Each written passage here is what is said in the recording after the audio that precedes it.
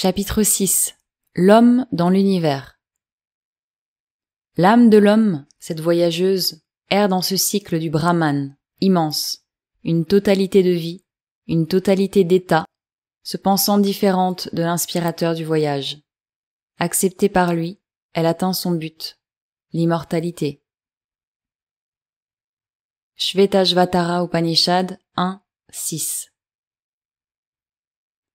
La révélation progressive d'une grande, transcendante et lumineuse réalité, dont les innombrables relativités de ce monde que nous voyons et des autres mondes que nous ne voyons pas, sont les moyens et les matériaux, les conditions et le champ d'action, semblerait donc être le sens de l'univers.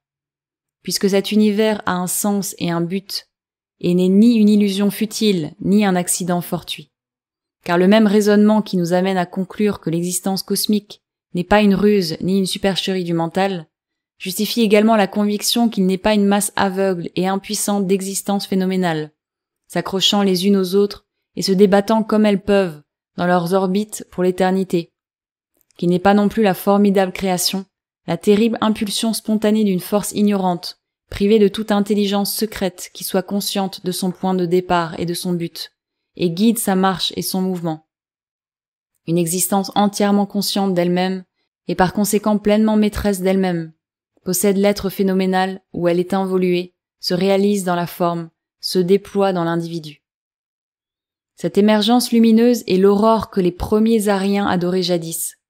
Sa perfection accomplie est le pas suprême de Vishnu, embrassant tout l'univers, qu'il percevait comme un œil dont la vision s'étend à travers les cieux les plus purs du mental, car elle existe déjà comme une vérité des choses qui révèle et guide tout, veille sur le monde et pousse l'homme mortel à tenter l'ascension divine.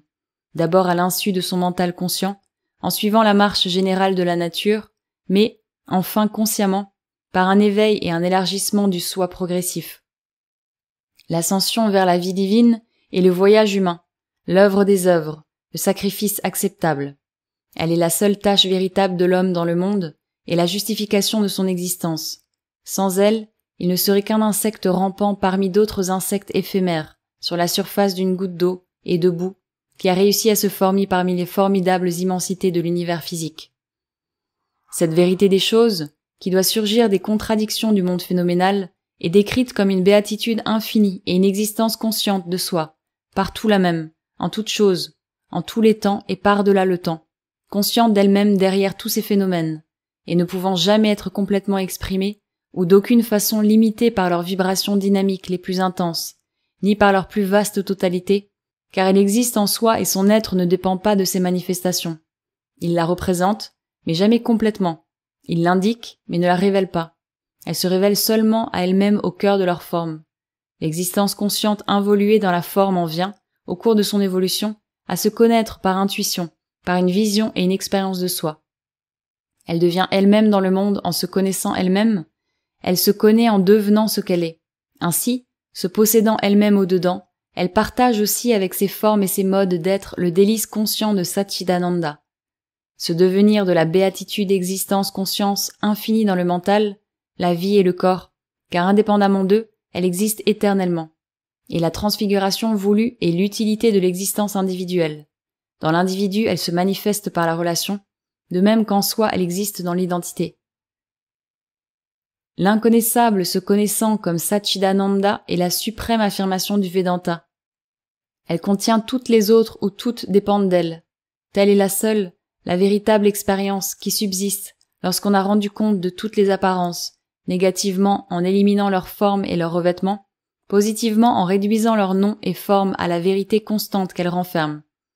Que nous recherchions le plein accomplissement de la vie ou sa transcendance, que notre but soit la pureté, le calme et la liberté spirituelle, ou la puissance, la joie et la perfection, Satchidananda est le terme inconnu, omniprésent et indispensable que la conscience humaine cherche éternellement, soit dans la connaissance et le sentiment, soit dans la sensation et l'action.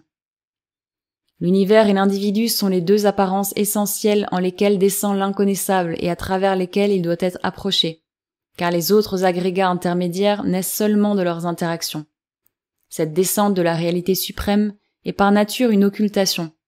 Dans la descente, il y a des plans successifs, dans cette occultation, des voiles successifs.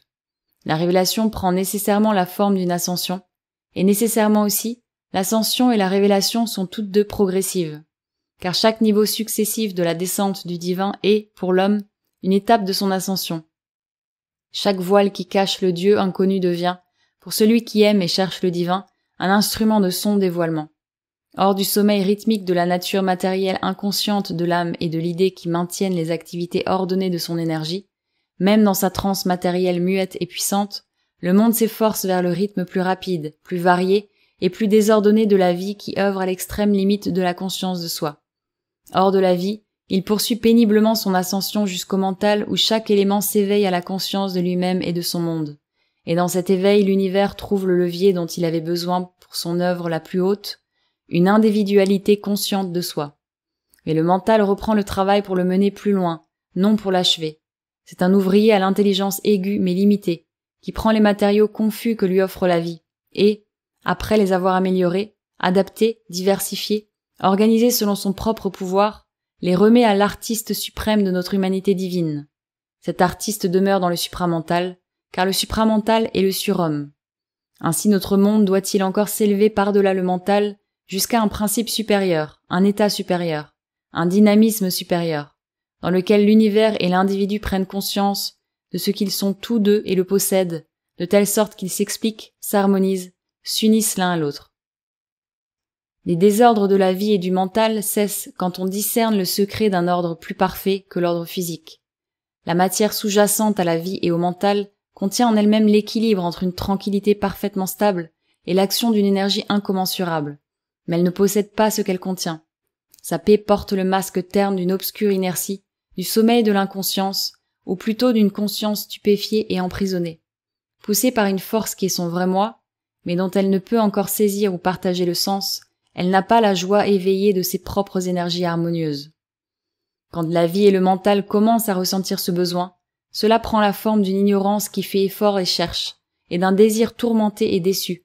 Ce sont là les premiers pas vers la connaissance et l'accomplissement de soi. Mais où se trouve le royaume de leur accomplissement? Il leur est donné lorsqu'ils se surpassent eux-mêmes. Au-delà de la vie et du mental, nous recouvrons consciemment, dans sa vérité divine, ce que l'équilibre de la nature matérielle représentait grossièrement. Une tranquillité qui n'est ni une inertie, ni une transe hermétique de la conscience, mais la concentration d'une force absolue, d'une conscience de soi absolue et une action d'énergie incommensurable qui est en même temps le premier frémissement d'une ineffable félicité, car chacun de ces actes est l'expression, non d'un besoin et d'un effort ignorant, mais d'une paix et d'une maîtrise de soi absolue. Dans cet accomplissement, notre ignorance prend conscience de la lumière dont elle était un reflet obscurci et partiel. Nos désirs s'éteignent dans la plénitude, dans l'accomplissement vers lequel, même dans leurs formes les plus grossièrement matérielles, même déchus, ils aspiraient obscurément. L'univers et l'individu sont nécessaires l'un à l'autre dans leur ascension. En vérité, ils existent toujours l'un pour l'autre et s'enrichissent mutuellement. L'univers est la diffusion du tout divin dans l'espace et le temps infini. L'individu est sa concentration dans les limites du temps et de l'espace. L'univers cherche dans l'extension infinie la totalité divine qu'il se sent être, mais qu'il ne peut réaliser entièrement, car dans l'extension, l'existence tend vers une somme plurielle qui ne peut être l'unité première ou finale, mais seulement une fraction périodique sans fin ni commencement. Il crée donc en lui-même une concentration du tout consciente de soi, à travers laquelle il peut aspirer. Dans l'individu conscient, la prakriti se retourne pour percevoir le purusha. Le monde se met en quête du moi. Dieu étant devenu complètement la nature cherche à devenir progressivement Dieu. D'autre part, l'univers est le moyen qui contraint l'individu à se réaliser lui-même. Il n'est pas seulement son fondement, son instrument, son champ, le matériau de l'œuvre divine, mais puisque la concentration de la vie universelle que l'individu représente se fait dans certaines limites et n'est pas, comme l'unité intensive du Brahman, libre de toute notion de limite et de terme, l'individu doit aussi, nécessairement, s'universaliser et s'impersonnaliser afin de manifester le tout divin qui est sa réalité. Cependant, même lorsqu'il s'élargit le plus dans l'universalisation de la conscience, il se sent poussé à conserver un quelque chose, mystérieux et transcendant, que son sens de la personnalité représente de façon obscure et égoïste. Autrement, il a manqué son but, il n'a pas résolu le problème qui lui a été posé, ni accompli l'œuvre divine pour laquelle il avait accepté de naître. L'univers se présente à l'individu comme vie, comme un dynamisme dont il doit maîtriser tout le secret, et comme une masse de résultats qui s'entrechoquent, un tourbillon d'énergie potentielle dont il doit extraire un ordre suprême et une harmonie qui n'a pas encore été réalisée. Car tel est après tout le sens réel du progrès humain. Ce n'est pas seulement une reformulation, en termes légèrement différents, de ce que la nature physique a déjà accompli. La vie humaine ne saurait avoir non plus pour idéal le simple animal, reproduit sur un échelon mental supérieur. S'il en était ainsi, tout système ou tout ordre assurant un bien-être acceptable et une satisfaction mentale modérée aurait interrompu notre progrès. L'animal se satisfait d'un minimum vital, les dieux se contentent de leur splendeur. Mais l'homme n'aura de cesse qu'il n'ait atteint à quelque bien suprême. Il est le plus grand des êtres vivants parce qu'il est le plus insatisfait, parce que, plus que tout autre, il se sent étouffé par ses limitations. Lui seul, peut-être, est capable d'être saisi d'une frénésie divine pour un lointain idéal. Pour l'esprit de vie, par conséquent, l'individu dans lequel ces possibilités se centralisent est, par excellence, l'homme, le Purusha. C'est le fils de l'homme qui est suprêmement capable d'incarner Dieu. Cet homme est le Manu, le penseur, le Manomaya Purusha, la personne mentale ou l'âme dans le mental des anciens sages. Il n'est pas seulement un mammifère supérieur, mais une âme qui peut concevoir et dont le corps animal est l'assise dans la matière.